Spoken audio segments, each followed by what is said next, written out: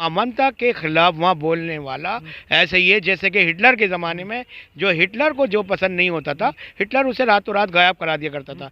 ऐसे ही वेस्ट बंगाल में हो रहा है कि ममता बनर्जी के खिलाफ जो भी आवाज़ उठाता है उसकी वहाँ पर पीट पीट कर हत्या कर दी जाती है। कारण कि वही उन्हें ममता बनर्जी को सपोर्ट नहीं दिया। इसलिए ममता बनर्जी के कार्यकर्ताओं ने, खासतौर पर टीएमसी के कार्यकर्ता जो हैं, वो आम आदमियों से हटकर काम कर रहे हैं। वो उनके दिमागों में राजनीति के साथ साथ साथ जो है एक आतंकी माहौल भी पल रहा है, और इसको पालने वाली कोई और नहीं है, खुद ममता बनर्जी है। देखिए, ममता बनर्जी जो है उसको सीट के अलावा कुछ नहीं नजर आता, ना उसे भगवान राम नजर आएंगे। लेकिन मैं ममता बनर्जी को बता दूं कि ये कुर्सी, ये जो टीएमसी के कार्यकर्ताओं को, गुंडों की जो टीम को लेकर तू ये 10 साल तक लड़ती रही है, ये समाप्त हो रही है। तुम अपना बोरिया बिस्तरा बांधना शुरू कर दो। देश के किस राज्य में जाना चाहती हो, या विदेश में जाना चाहती हो, या बांग्लादेश में जाना चाहती हो, पाकिस्तान जाना चाहती हो, अभी से अपना पासपोर्ट और वीज़ा की तैयारी कर लो, क्योंकि तुम्हारा समय समाप्त हो चुका है। वेस्ट बंगाल से तुम्हारा बोरिया बिस्तरा अब गोल होने वाला है। देखिए, ममता बनर्जी नहीं है, पहली बात तो ये एक हिटलर है। जैसे कि हिटलर के कालाकाल में हिटलर ने अपने आगे किसी को नहीं समझा था, किसी देवी देवता को नहीं मानता था, वो किसी को नहीं मानता था, वो एक तरह का नास्तिक आदमी था। ऐसे ही ये ममता बनर्जी जो है, ये भी एक नास्तिक है। इसको अच्छा नहीं लगता, इसका तो ममता बनर्जी जिंदाबाद कहो तो इसको खुशी मिलती है। ये सोचती है कि मैं ही वो सब कुछ हूँ इस संसार में। लेकिन ये भूल चुकी है औरत कि इससे भी बड़ा, उससे ऊपर बैठा हुआ जो है, जो सारी कायनात को चला रहा है, सारी दुनिया को चला रहा है, वो भी है कोई। लेकिन ये उसको न मानकर ये जय श्री राम के नारे को विरोध करती है, ये उन लोगों को विरोध करती है। ये किसी भी, ये देखिए, ये जय श्री राम का ही नहीं, ये कहीं ना कहीं ये मुसलमानों का विरोध भी करती है। आज देश में जो वेस्ट बंगाल में जो मुसलमानों के साथ जिस तरह इसने आज 17% का इसने जो वादा किया था, वो बिल्कुल भुला चुकी है। 17% मुसलमानों को जो आरक्षण देने की बात की थी, वो बिल्कुल भुला चुकी है, क्योंकि मुसलमानों का वोट बैंक के तौर पर इस्तेमाल किया जाता है। लेकिन अब आने वाले समय में जिस तरह बीजेपी वहाँ पर अपने कदम जमा रही है, लेकिन इसको वो भी हजम नहीं हो रहा। अभी नड्डा जी पर जब अभी पिछले दिनों आपने देखा होगा कि पिछले दिनों अभी जेपी नड्डा जी की जो, वो तो एक साधारण तौर पर वो तो अपने देशवासियों से मिलने गए थे, वेस्ट बंगाल के नागरिकों से मिलने गए थे। वो वहाँ कोई प्रचार करने नहीं गए थे। प्रचार के नहीं तो अभी बीजेपी के पास बहुत समय है, वो तो एक वहाँ के हालचाल लेने गए थे, लोगों की राय लेने गए थे। लेकिन ममता बनर्जी को ये भी गवारा नहीं हुआ, और उसने अपने कार्यकर्ताओं से, टीएमसी के कार्यकर्ताओं से, अन्य दूसरी जो इससे जुड़ी हुई पार्टियां हैं, उनसे मिलकर इसने उनके ऊपर पत्थरबाजी कराई, उनकी गाड़ी को क्षति पहुंचाई, कहीं ना कहीं उनके ड्राइवर को भी काफ़ी चोट आई। वो तो खुदा शुक्र है खुदा का कि नड्डा जी जो हैं हमारे, वो बच गए, नहीं तो उनको भी कहीं ना कहीं चोटें ज़रूर आती। देखिए, बिल्कुल अच्छी बात कही है। मैं बहुत ही आपके सवाल से बहुत ज़्यादा खुश हूँ कि आपने एक ऐसा सवाल उठाया, एक ऐसा मुद्दा उठाया है कि देखिए, आज हमारा देश में जो है, हमारा देश 130 करोड़ की आबादी वाला देश है।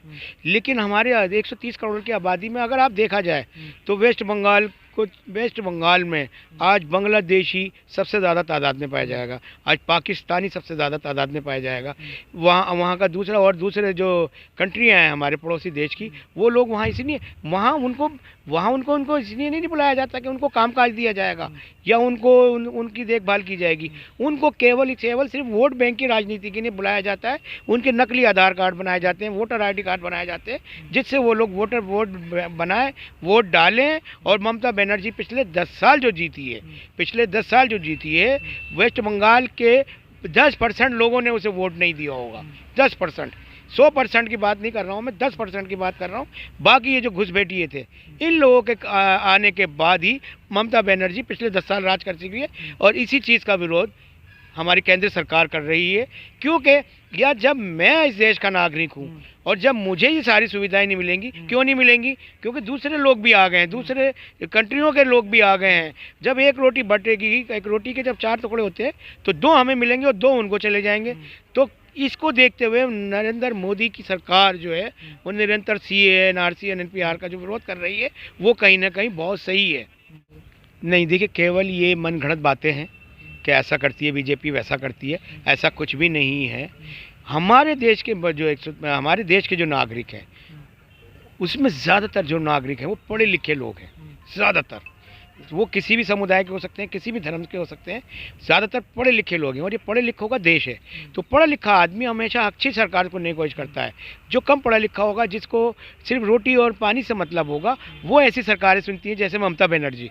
ममता बनर्जी ने वहाँ विकास के नाम पे कुछ भी नहीं किया है, कुछ भी नहीं किया है।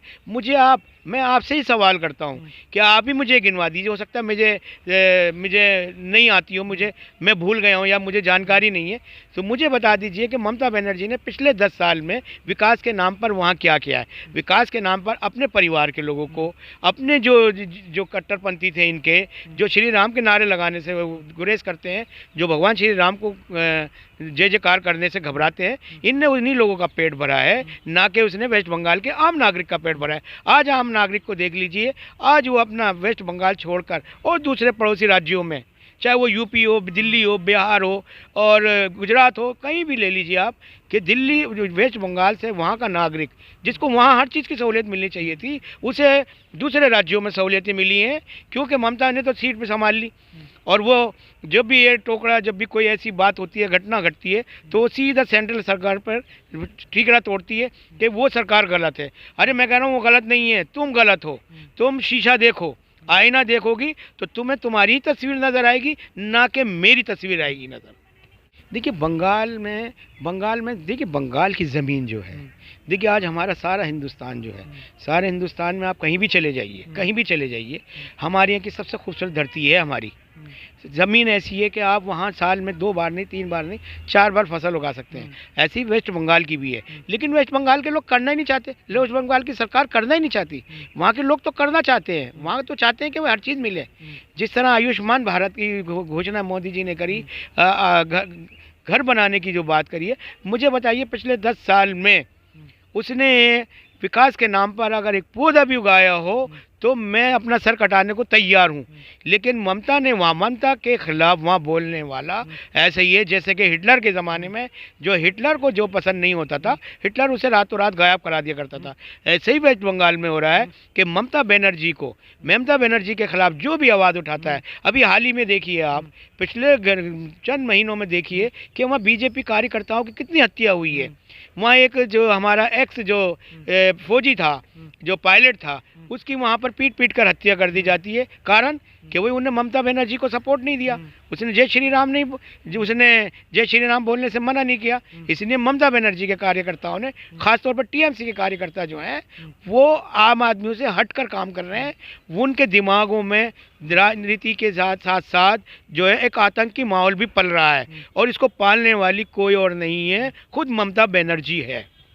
आपने देखा होगा लोकल चुनाव में एक महिला बीजेपी को वोट करके आती है और उस टीएमसी के कार्यकर्ता उसके गले में जूता चप्पल की माला डाल के पूरे शहर में घुमाते हैं। क्या ये ठीक है?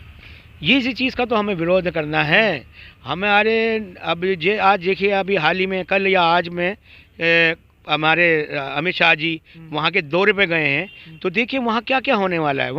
वहाँ जो उठक पटाख देखिए, अब जब जैसे टीएमसी के विधायकों को पता चलता जा रहा है कि अब हमारे राज्य में बीजेपी सरकार का दखल शुरू हो गया है ना, इनके कार्यकर्ता आ रहे हैं, इनके बड़े बड़े दिग्गज नेता आ रहे हैं, तो टीएमसी के जो कार्यकर्ता हैं, विधायक हैं, वो टूटनी बीजेपी में आ रहे हैं। और जिस तरह बीजेपी में लगातार वो आ रहे हैं, तो इससे लगता है कि ममता बनर्जी का समय समाप्त हो चुका है।